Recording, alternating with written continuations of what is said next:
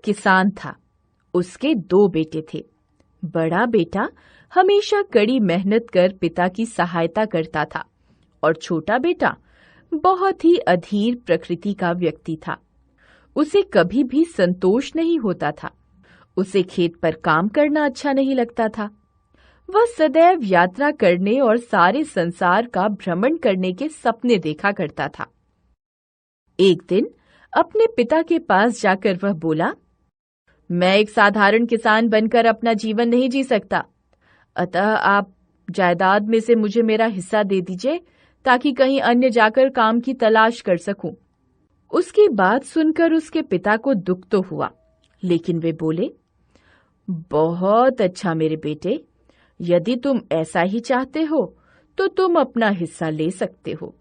जब बेटे को पैसे मिल गए तो उसने कहीं अन्य जाकर अपना जीवन शाही तरीके से बिताने का निर्णय किया। अपनी यात्रा के दौरान उसने बहुत सी खूबसूरत चीजें देखी, नए मित्र बनाए, खूब दावतें दी और ऐसे सब कार्य किए जो उसने पहले कभी नहीं किए थे। उसने नए कपड़े खरीदे, बढ़िया खाना खाया और सुंदर सुंदर जगहों पर घूमा। जगह जगह पर घूमते हुए उसने बड़े आदमियों के तौर तरीके देखकर उनकी नकल शुरू कर दी। ढेर मित्र बनाए और सभी को साथ लेकर दावतें करना, मौज मस्ती करना जारी रखा। उसने अपना पैसा उन कामों में बर्बाद किया जो उसके बाप दादाओं ने कभी नहीं किए थे। भविष्य की चिंता किए बिना उसने पैसा पानी की तरह बहाया। सीमित धन था, कहीं से कोई आमदनी न थी। ऐसे में जमा पूंजी कब तक रहती? जल्दी ही वह दिन आ गया जब उसके पास की जमा रकम समाप्त हो गई। पैसों के खत्म होते ही उसके मित्रों ने भी उसका साथ छोड़ दिया। धीरे धीरे अपनी जरूरतें पूरी करने के लिए उसने अपना सारा सामान भी बेच दिया। अब वह कंगाल हो गया था। अपना जीवन यापन करने के लिए उसने काम की खोज की। वह यहाँ वहां भटकता रहा। चूंकि वह न तो पढ़ा लिखा था और न ही उसे कुछ आता था, सो काम मिलना कठिन हो गया। अंत में बड़ी मुश्किल से केवल सुअरों की रखवाली का काम उसे मिला।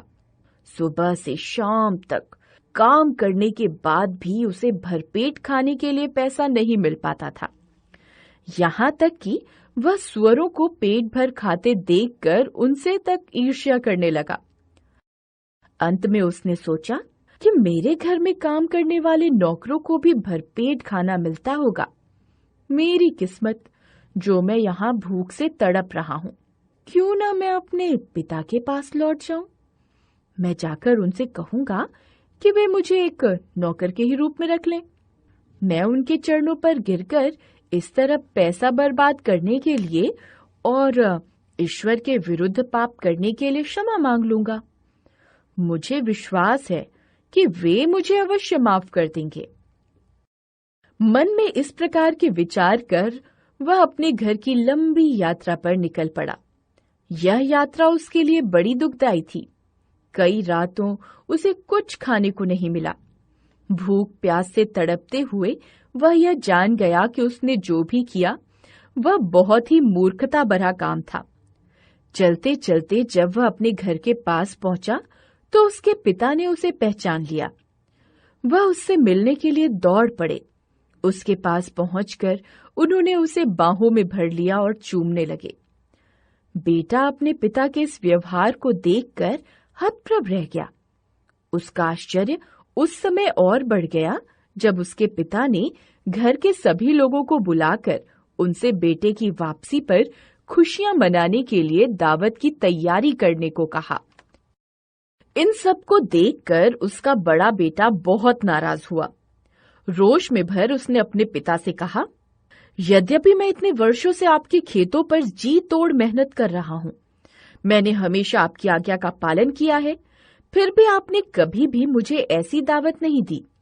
और मेरा छोटा भाई आपसे लड़कर अलग हो गया, अपने सारे पैसों को दुनिया भर के गंदे कामों में बर्बाद कर आया, फिर भी आप उसे इतनी अच्छी दावत देकर उसका सम्मान कर रहे हो। बताओ, ये कहाँ तक उचित है? पिता ने उत्तर दिया, मेरे बेटे, तुम जानते हो कि मैं सबसे ज्यादा तुम्हें ही प्यार करता हूँ। मेरा जो कुछ भी है सब तुम्हारा है। लेकिन तुम्हारा भाई, जो अपनी नादानी के कारण हमसे बिछुड़ गया था, उसके पश्चाताप करने और लौट आने पर उसका सम्मान करना और इस प्रकार खुशी मनाना वास्तव में उचित है।